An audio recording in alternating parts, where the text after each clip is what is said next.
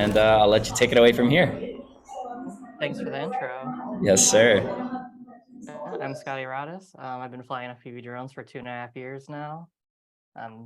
This is going to be the quick intro. Things we're going to go over in this session, a brief about me, basic introductory to FPV drones, the type of gear you're going to need, pre-built versus home-built drones, getting started in the simulator and what transmitter, and I'll give you like my recommendations on what you should start with, depending on your confidence level of what you're going to be doing with the drones. Getting certified in the United States with the Part 107, software, everything from tuning and editing, the basics on that type of software, and then flying with intention, basically your composition and camera settings and everything like that. So moving on, brief about me. I've been flying FPV drones for 2.5 years now, building them, flying them. You may know me from my 3 packs a day series I did last year. I flew 3 or more batteries a day for 365 days straight and uploaded the raw GoPro footage or raw DVR every single day to YouTube, just to be able to look back and see my progress and, see how far I progressed in a year. And I'm still doing that now. I'm just not uploading it. So I'm like 16 months in of flying every single day, no matter what. What is FPV? FPV stands for first person view. It's not necessarily just regarding drones, but in this case, we're talking about FPV drones. When it comes to drones, we use either an analog or digital low latency signal. Basically, the lower the latency, your connection between your goggles of what you're seeing and what the drone is seeing, the better experience you're going to have. And the lower latency, basically it's in milliseconds. So the lower the latency, the better connection is going to be, the more frames per second you're going to see. Just overall, it's going to be a better experience. Let's see here. And as well as on drones, people are using FPV on like fixed wing planes, like RC airplanes and cars as well. It's not just drones, but in this case, we're talking about the drones. And FPV drones will let you get shots that normal drones just aren't capable of or other filmmaking tools can't do. And we'll move on to the next slide.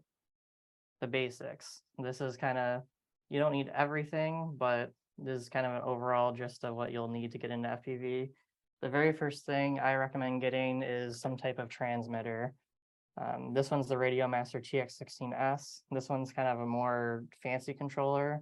There's a lot more like budget-friendly options and other options available. Whether you like this square style or there's like the gamepad style, almost like a PS4 controller. It really depends on what you're comfortable with and how you're going to hold the controller. Then there's goggles, which you can use either analog or digital. This is like a cheap set of analog goggles. These are about $80 brand new. And then there's the digital side, which these are the DJI V2 goggles. And then obviously you're going to need a drone of some kind. This is a 5-inch freestyle drone. This is like what most commonly you'll see people flying as far as like outdoors and whatnot.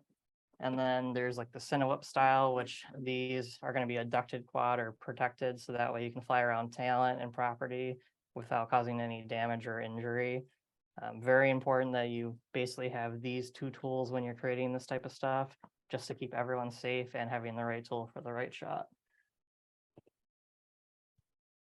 Then obviously you're also going to need a charger.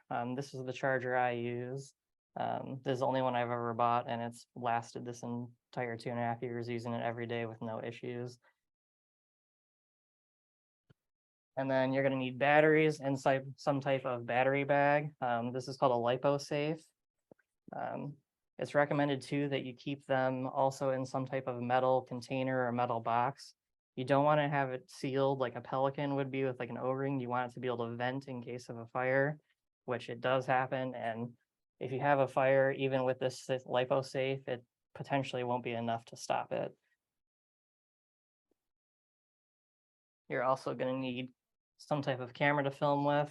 The most common one is going to be a GoPro, a full-size GoPro for like the 5-inch or 3-inch and above Cinewhoops. And then for the smaller Cinewhips, like these smaller ones, which is like a 2.5-inch propeller, you're going to use some type of naked camera, like an Insta360 Go, or you can do a naked GoPro.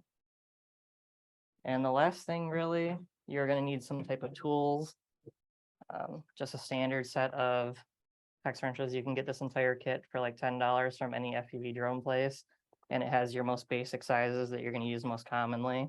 And it's just an Allen hex driver. Other things I would recommend once you start getting into it further, a soldering iron of some sort. This is like my favorite helping hands tool. It's magnetic, and you can pivot these arms and clamp like different wires to hold them for you while you're working on either, tinning a board or soldering wires. This is huge when it comes to being just efficient and safe and just making everything connect very well. That's kind of the basics of what you'll need in the long run. Moving on, pre-built versus home built. This is like one of the biggest topics that everyone kind of goes towards when they're getting into FPV. Pre-built obviously has the benefits of being pre-built for you, where you're not going to have to build and program the drone as much as if you built it yourself. A lot of people go this route. It just really depends on how comfortable you are, because it's not if you're going to have to repair the drone, it's when. Even if you don't crash or anything, which you will getting into this hobby, you're going to need to know how to repair it, diagnose it, and everything else. So I really recommend going the home built way, just because you built the whole drone. You know the ins and outs, how it went together, how you programmed it, how you tuned it, how the parts function.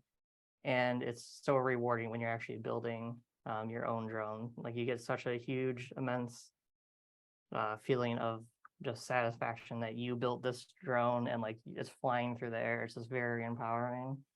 So I would recommend going the home built route if you can, if you're feeling comfortable with it. Some people won't be, but I really recommend it if you can jump into it and feel the confidence to do that. Scotty, sorry to interrupt really fast. Just for everyone here, I see that you guys do have an option to draw on this. Please don't draw on it. I can see who actually drew those few squiggly lines, and I don't want to kick them out. So I want to bring that into clarity and attention. Okay, thank you, Scotty. No worries. All right, and we'll move on to the next slide here. Now, this is getting started. This is really where you're gonna begin your journey in FPV. It's where most people do.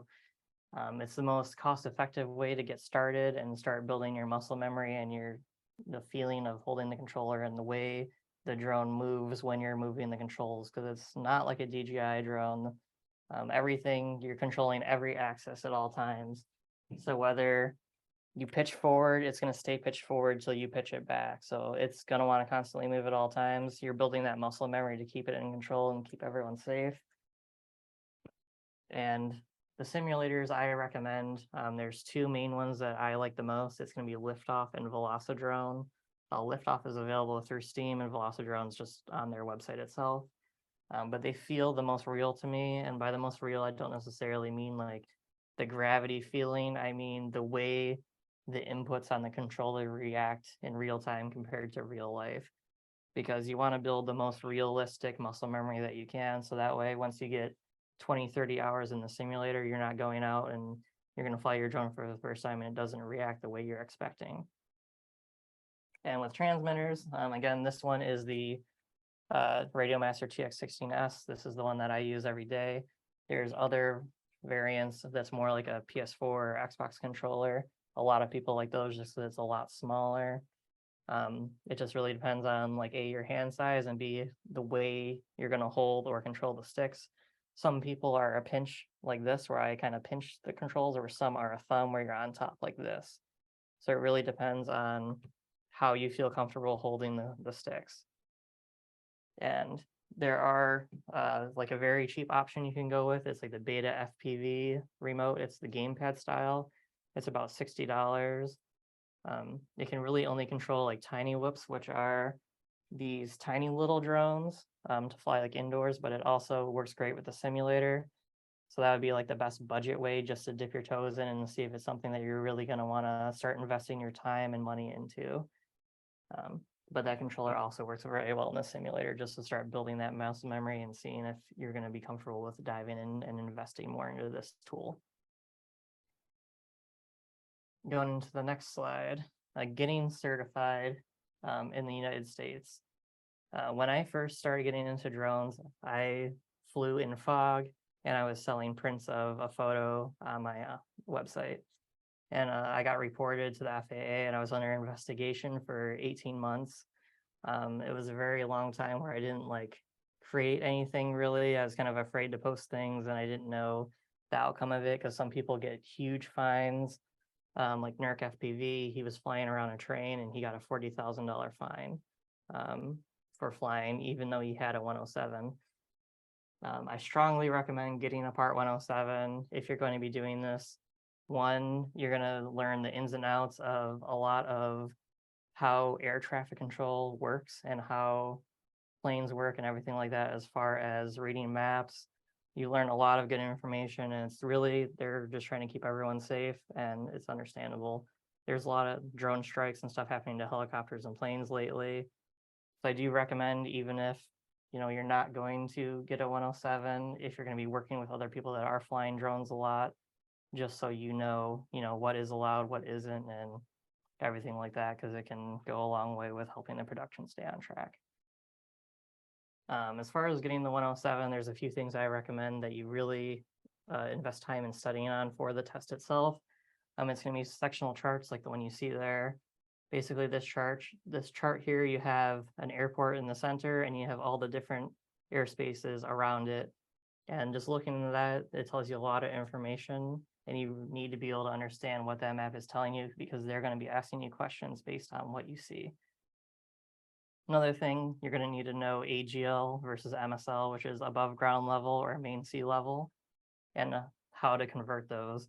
So they may ask you a question like, this San Matino airport is at 3,000 MSL. What is your highest level you can fly in MSL but AGL? So you're going to need in those conversions. When you're doing the test itself, you can bring a calculator.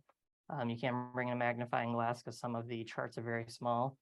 They're going to give you this handbook, and they'll tell you on page 37, section 2, and they'll ask you about, possibly a tower that's on the map, and they'll ask you a question on it. There'll be a lot of things like that. Also, you're going to want to learn how to read the METARs and weather reports. Next huge thing that I did when I was getting started to jump into wanting to take the test for my 107, I signed up for the Pilot Institute course. It's $150 generally, and they have a money back guarantee. Basically, there's about 25 to 30 hours of videos and explanations going through each section, very in depth. And then there's also 3 to 5 practice exams that are randomized that you can take at the end. As long as you score 90% and above 3 times on 3 separate dates. And if you go to take the actual 107 and if you fail it, they'll refund you the $175 that it costs you to go take the exam itself, which is huge. It just gives you a lot more confidence going into it that, you understand and digested the information. I scored a 92, a 96, and then a 90 on my practice exams, and I scored a 92 on the actual exam. I couldn't recommend it enough. It was huge, and me being able to pass this exam, I'm not very good at taking tests personally. I know a lot of people have a hard time with it, but it really gave me the confidence showing up to the exam, knowing that I was going to be able to pass it for sure. And as far as the 107, you need to take reoccurrent training online and recertify every 2 years. It doesn't cost anything, but the drone laws are changing every few months, it seems like. And you have 2 hours to take the test. It's all online. And it's basically like an open book test. So as long as you can complete the reoccurrent training in 2 hours, you're recertified for another 24 calendar months. And it's based off the date you passed the exam originally. Once you pass the exam, you're going to have to file this form, the FAA online. Within 7 to 10 business days, you'll have a temporary certificate. And then later on down the road, it took about 3 to 4 months for me to get mine. but then eventually you will actually get a license that looks like that, basically. And then at that point, you're certified. You're going to want to get insurance, either do it by job, or, if you're going to do a lot of jobs, you can do it yearly as well.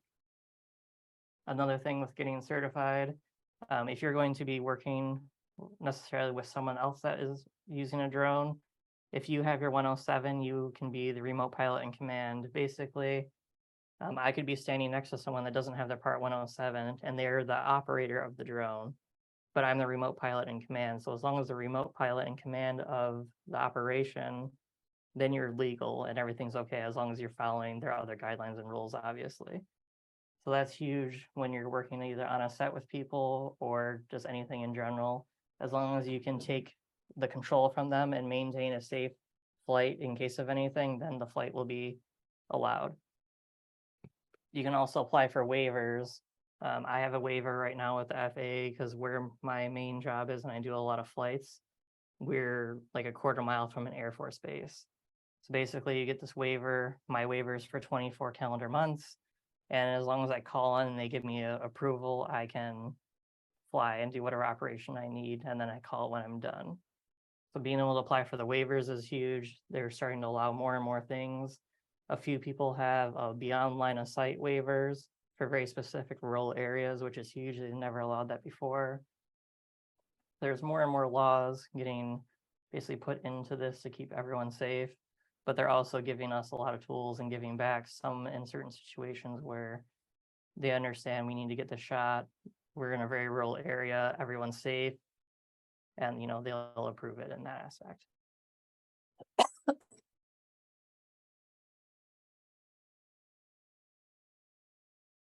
And moving on to the next slide. Software and tuning. This one is huge. Whenever you're going to get started with your drone, you're going to need to, even if you buy a pre-built drone, you're going to have to plug it into the computer and bind it to your controller, set up your switches. So you're going to set up like an arm switch. So my arm switch is this. You're going to flip it up. You need to program all that, even if you buy a pre-built.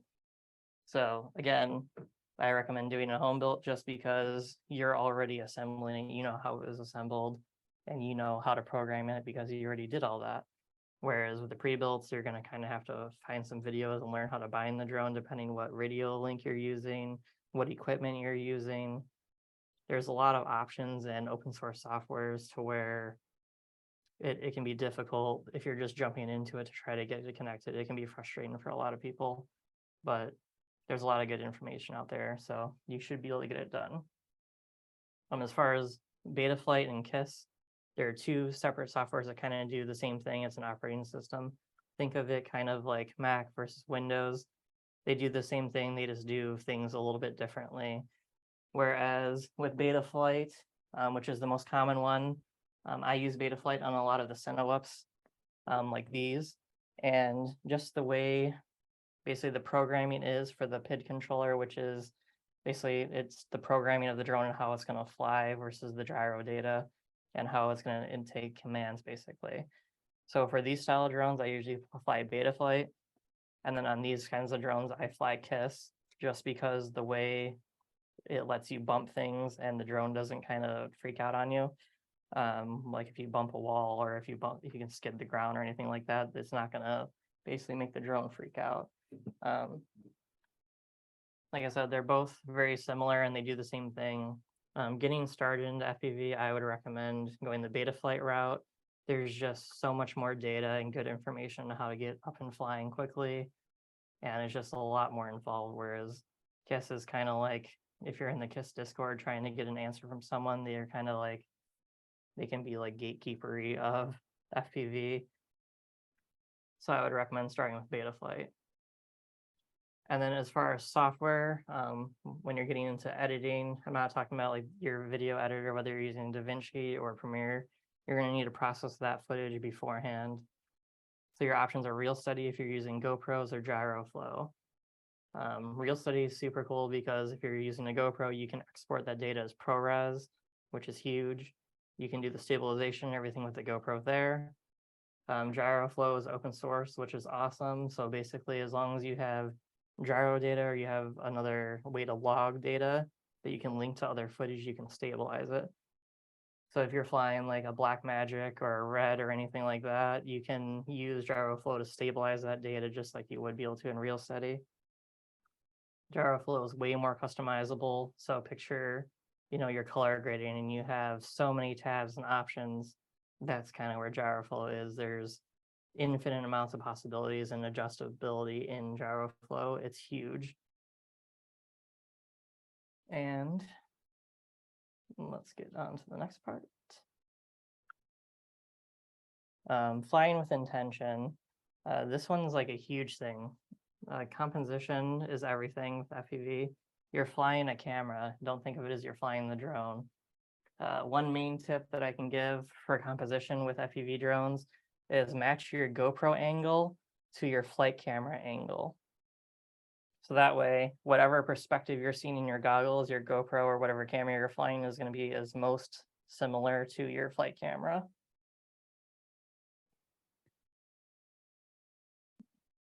Here.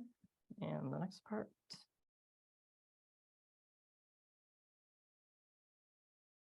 And as well with the cameras, keep in mind with most of the time with FPV, you're going to be flying ultra wide angle lenses, whether it's a GoPro or, like a 7.5 mil or a 9 mil, depending on which camera you're flying. It's going to have a lot of distortion with vertical lines. So to keep your line straight, like in that picture of the lighthouse there, you're going to want to make sure the camera is as like perpendicular to, or parallel, sorry, to the object that you're filming, just to keep the lines from distorting, because it's just like if you're using a wide angle lens and your hands like up to it, how it distorts like that. It'll do the same thing. So if you're flying a building or chasing cars or flying around talent, if you're not flying with the way that the camera is going to be composing well, everything's going to be distorted and your line's going to be off, and it kind of throw the whole image out. And next part. And another thing is using the correct drone from the shot. Again, there's a lot of things to take into consideration when you're flying FPV drones. So like this type of drone here, this is what you would use to, dive buildings, fly mountains, chase drift cars, everything like that. You're going to want to use a drone that's more like this, but this type of drone isn't good for flying around talent because it has exposed propellers. So if you're flying around talent, you're flying indoors, you're flying close proximity to people or property where you can cause damage. When you're flying around talent, I really recommend something small like this. This is about 250 grams with the flight camera on it. So your velocity, depending on how fast you're going, is going to cause a lot less damage to a person or object with a drone like this versus a bigger one. If you're outside and in bigger spaces, you can move up to like a bigger Cinewhoop, so it still has that same protection. This one's going to have a higher velocity because it weighs about 500 grams, but this one's faster, it's more agile, it's not going to be affected by wind as much, whereas this one, if you're flying outside in the wind, it'll blow around a lot just because it's so light. This just has more velocity, but then again, if you're flying super close to talent and everything like that, I still recommend the smaller drone just because it's going to keep people safe. And that's like the biggest thing in drones is just learning how to take like assumed risk and keep everyone safe on set, whether it's you, your friends, paid talent, anything like that. You want to make sure you're keeping everyone safe. And then moving up to even more, there's bigger drones. So like this style frame here is meant to carry a naked Blackmagic camera. This is called the Lay Puffin. So this is a 4-inch Cinewhoop, same thing as those, but it's even bigger still, just to carry that heavier camera, because people are decasing Blackmagics and carrying them around on drones just like this. Another thing you can do is, if you're getting started and you don't want to risk breaking your GoPro because they are going to break, you can print out or have someone print you a dummy camera. So basically you're going to keep your center of gravity the same as when you're flying, with a real camera, because this 3D printed dummy camera weighs the same as this real camera here. So with the battery and the full payload, you're going to have the same flight characteristics versus as if you didn't. Because if you didn't fly this and you're used to flying the drone 60 grams lighter, it's going to control very differently. So you want to make it, flying FPV drones is all about correlation, that muscle memory. and making sure it feels as close to the same from every drone as you can. Then when you're getting into even the bigger drones, you can have things like this. This is the Komodo dummy camera. So basically, obviously, you know the red Komodo. This is a 3D printed dummy camera. You can fill it with like rocks or something, like putty or something in there to keep the weight.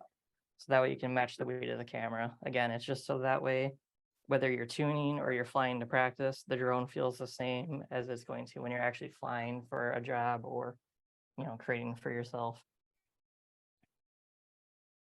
And as far as creating, a huge thing, again, with having your 107 is that you can fly for profit, so you can make money from it or promote businesses, as well as with a lot of new things like on YouTube now. Technically, to upload a YouTube video with drone footage, you have to have a 107 according to the FAA, just because YouTube is now placing ads in front of random videos, even if you're not monetized. And if they see that, they could potentially send you a letter and then do the whole investigation thing like I did. And it's just not a fun process.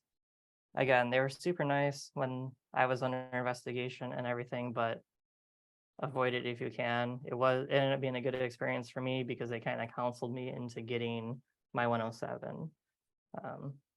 Some people are not so lucky just because they, you know, like Nerk flew around those trains and they ended up getting them a fine, which is more rare, but it does happen. There's this guy in Philadelphia that has like $260,000 in pending fines right now with the FAA. He wasn't even flying FPV. He was just flying around Philadelphia close to trains, over cars, over traffic. And obviously that is not, it's like safe flight. And going into the last slide would be questions and answers.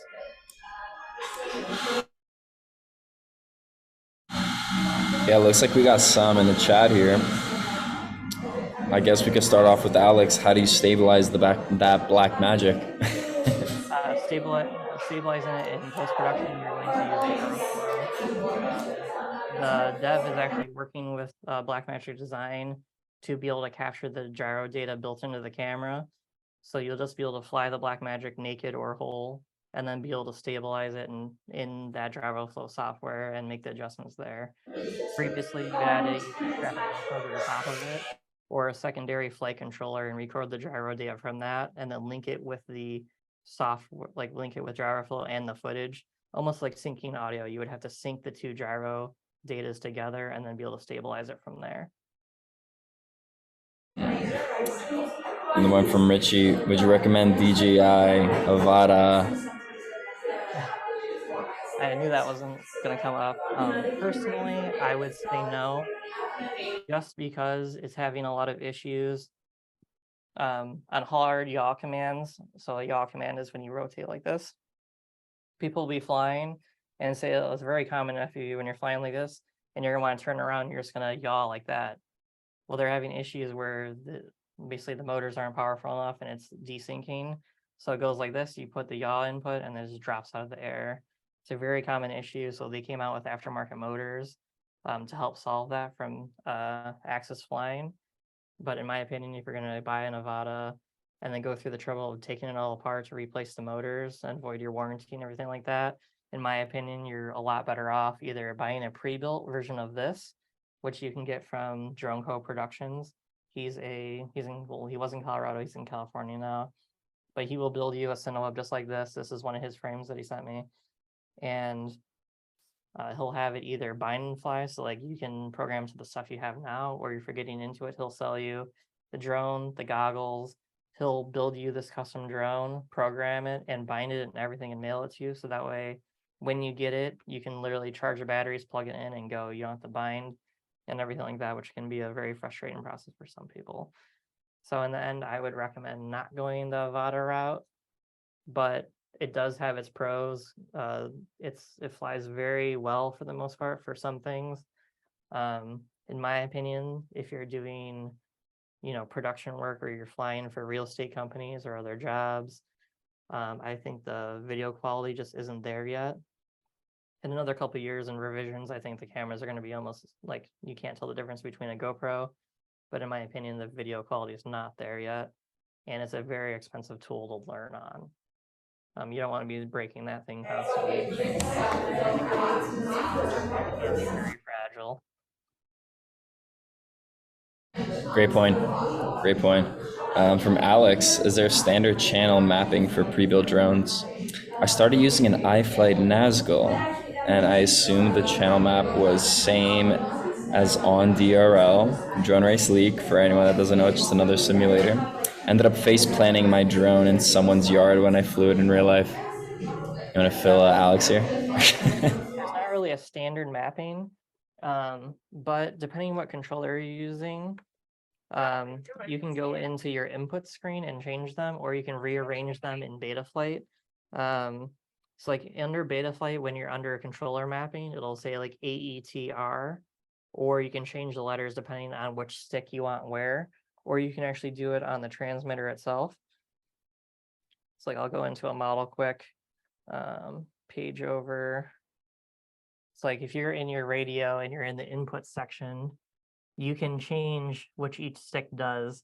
So you can select that, and when you move a stick, it'll automatically assign that stick.